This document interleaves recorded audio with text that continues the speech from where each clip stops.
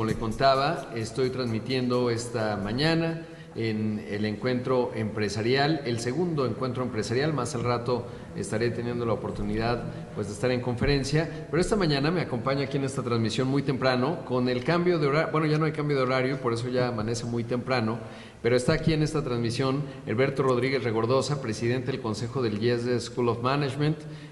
Platicábamos pues cómo ha pasado el tiempo, ¿no? Año y medio, y parece que han sido como 8 años en términos de lo que estábamos acostumbrados antes, y eso que ya veníamos con cambios, estimado. Sí, bienvenido, Rodrigo a Puebla, un gusto estar contigo y siempre despertarse, y cuando vamos rumbo al gimnasio escucharte.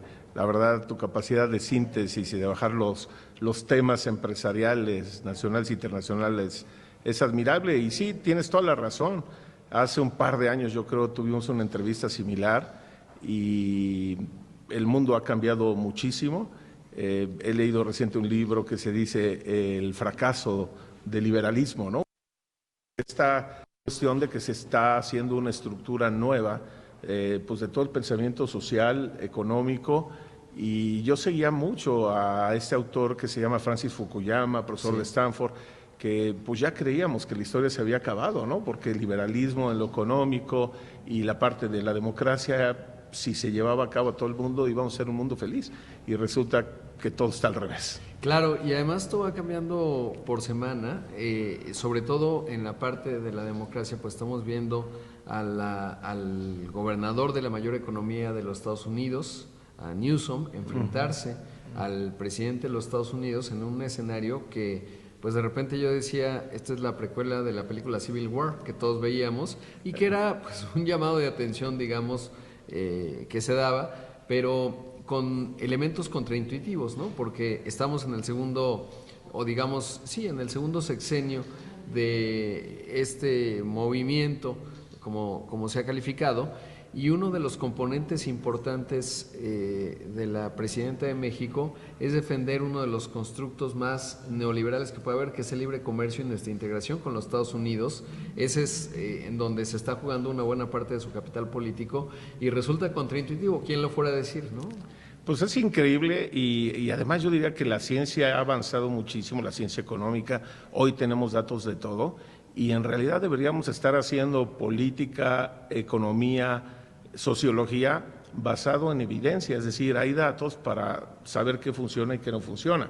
Por ejemplo, la visión mercantilista de Trump, que él cree que el déficit comercial es como una pérdida en un estado de resultados, cuando esto claramente no lo es, ¿no? Y las bondades del libre comercio están más que demostradas, porque en realidad tenemos acceso como consumidores a más productos, a más servicios y a productos que mejor costo, dado las especializaciones de la economía. Y realmente México la ha jugado muy bien, con 600,000 millones de dólares de exportación cada año, ¿no? Claro, y sabes que me hace acordar de este gran académico Ricardo Hausmann, de origen venezolano, que ya hizo el cálculo en términos de la balanza de pagos total de Estados Unidos, y obviamente si uno ve mercancías, pues sí, Estados Unidos tiene un déficit, pero si uno observa servicios, en la repartición de utilidades de muchas empresas estadounidenses hacia los Estados Unidos, resulta que la balanza no es deficitaria, de hecho es superavitaria. De otra forma no sería sostenible para Estados Unidos durante décadas, digamos, mantener ese déficit comercial, porque ya se verá manifestado en una situación. Pero hay toda una discusión macroeconómica en términos del techo de deuda, y no sé en dónde te sitúas tú en el debate, porque obviamente hay ciertos grados de preocupación en términos de cómo está creciendo la deuda de Estados Unidos, pero al mismo tiempo está denominada en dólares, y el resto del mundo los financiamos desde hace muchas décadas, en tanto la innovación y la maquinaria de consumo que sostiene esa sociedad pues sigue manteniéndose. Pero bueno, pues hoy hay también criterios políticos muy específicos que le ayudan a Trump a justificar todos estos cambios, y una discusión muy profunda, ¿no?, desde el punto de vista de la ciencia económica. Sí, a ver, yo creo que está claro que el superávit de capitales de Estados Unidos le ha permitido sostener ese déficit comercial, y eso es positivo. Lo que pasa es que, en mi opinión, y alguna vez Pedro Aspe me regaló un libro que se llama Running on Empty, ¿no?, que el otro día el dato de quién es el autor, pero incluso hay una fundación que está en contra del exceso del endeudamiento que tiene Estados Unidos, porque claramente Estados Unidos, siendo la moneda más fuerte del mundo, abusa Claro. Porque él dice, me endeudo en dólares, pero los dólares son míos, ¿no? Exacto, y los financiamos todos, ¿no? Exactamente, entonces ahí estamos todo el mundo cooperando para ese déficit de Estados Unidos que yo creo que no aguanta más. Claro. Bueno, ya hablamos de un tema muy macro, pero ¿cómo está IESE en términos de este nuevo entorno? Lo estamos platicando antes de entrar al aire.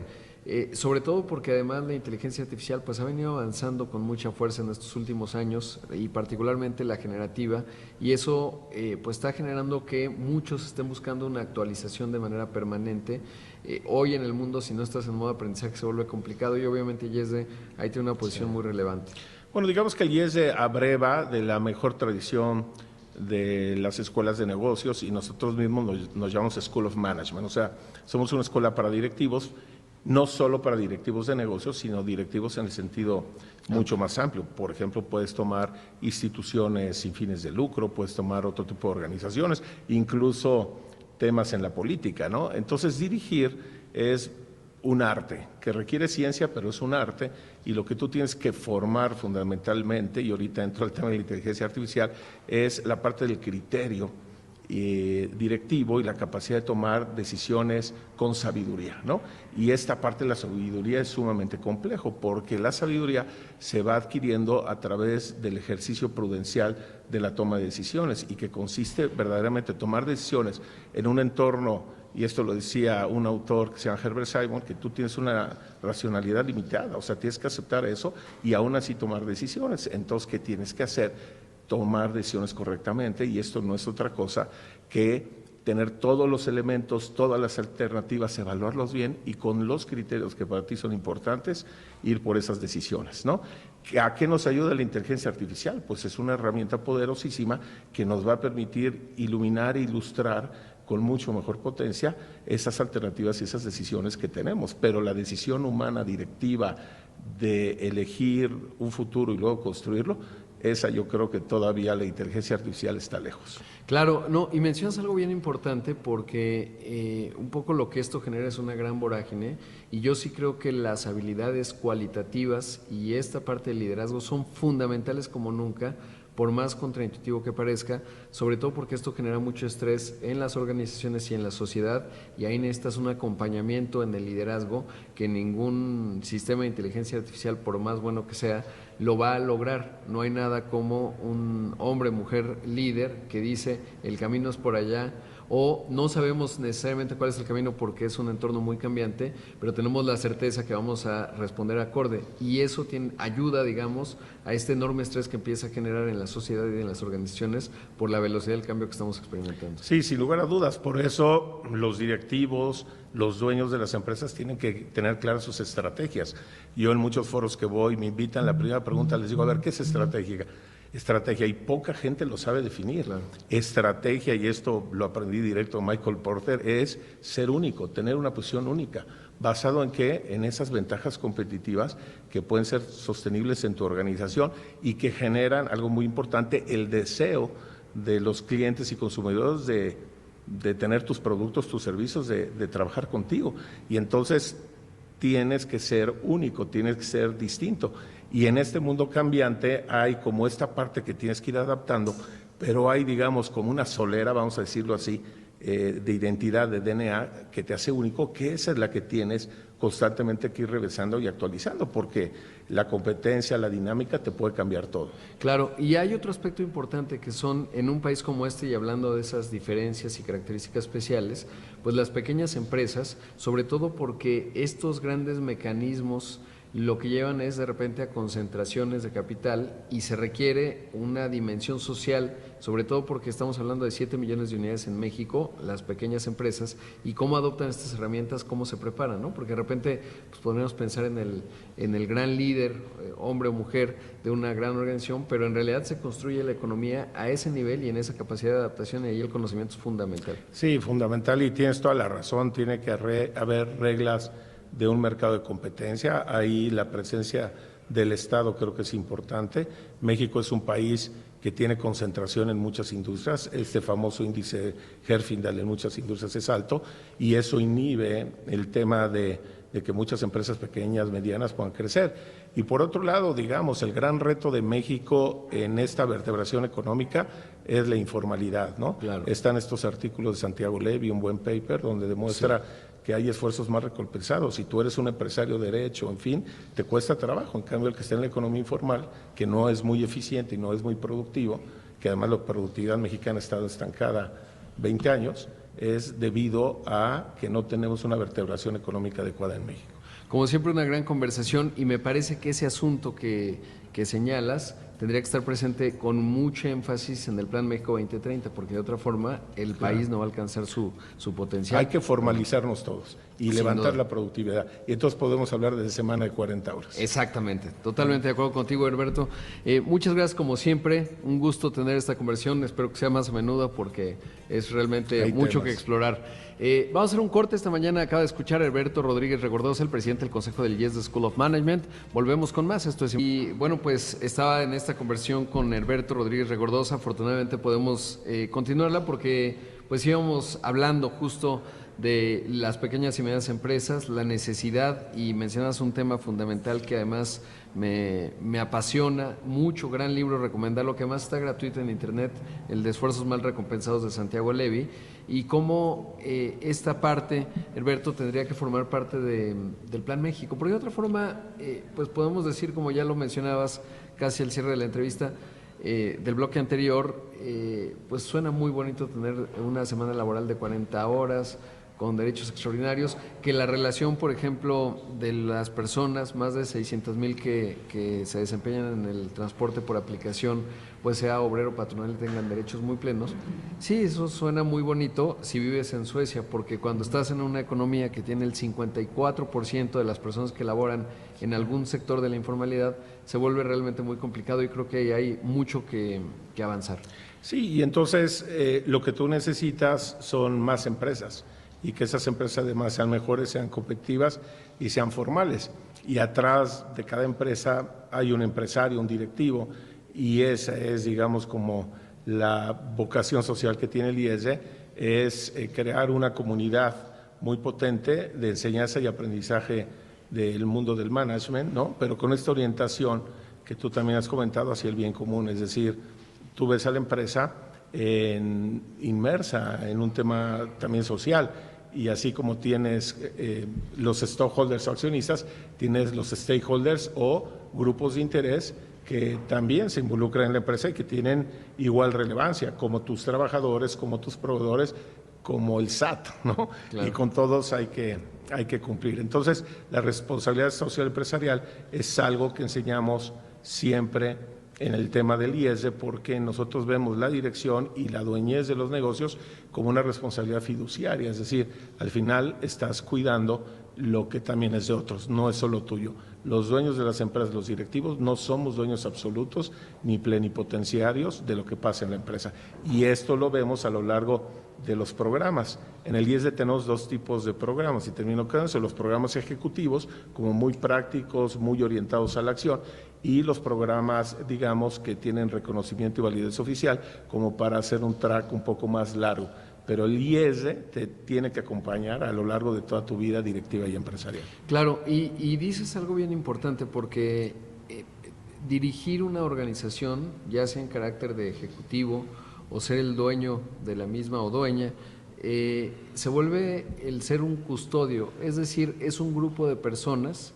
A lo mejor alguien puso pues cierto capital de trabajo, cierta estructura, pero en realidad eres el custodio de cómo un grupo de personas dedica su talento y esfuerzo para llegar a un objetivo común que genera valor a la sociedad.